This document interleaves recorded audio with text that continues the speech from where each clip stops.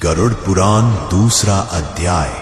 मृत्यु के बाद की सबसे रहस्यमयी और पीड़ादायक यात्रा होती है आत्मा के 13 दिन। क्या आपने कभी सोचा है कि कोई व्यक्ति मरने के बाद 13 दिनों तक कहाँ रहता है?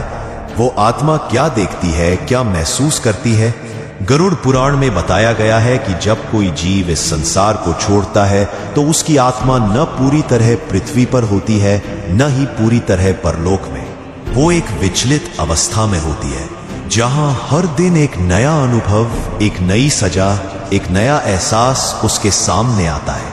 पहले दिन आत्मा अपने निर्जीव शरीर को देखती है, उसे समझ ही नहीं आता कि वो मर चुकी है। दूसरे दिन वो अपने प्रियजनों की चीखें सुनती है और कुछ कर नहीं पाती। तीसरे से 5वें दिन तक उसे अपने कर्मों का हिसाब याद आने लगता है।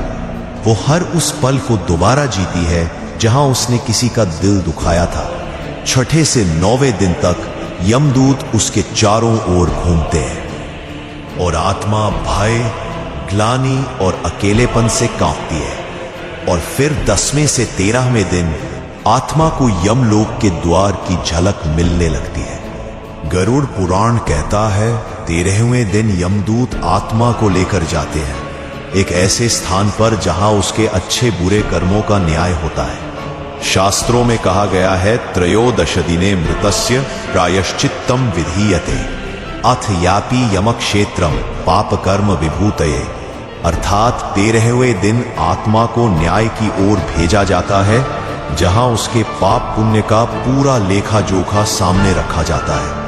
यही कारण है कि हमारे पूर्वज इन 13 दिनों को विशेष मानते हैं, क्योंकि यही वो समय होता है जब हम अपने प्रिय की आत्मा को शांति, श्रद्धा और प्रायश्चित से विदा करते हैं। यह सिर्फ परंपरा नहीं, एक दिव्य जिम्मेदारी है। और अब इस यात्रा का अगला चरण है यमलोक का पहला द्वार, जहां आत्मा अपना पहला निर्णय सुनती है।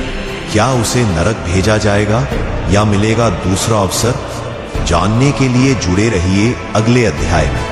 और अगर आपने इस रहस्यमयी यात्रा को अब तक महसूस किया है तो इस ज्ञान को जरूर आगे बढ़ाएं।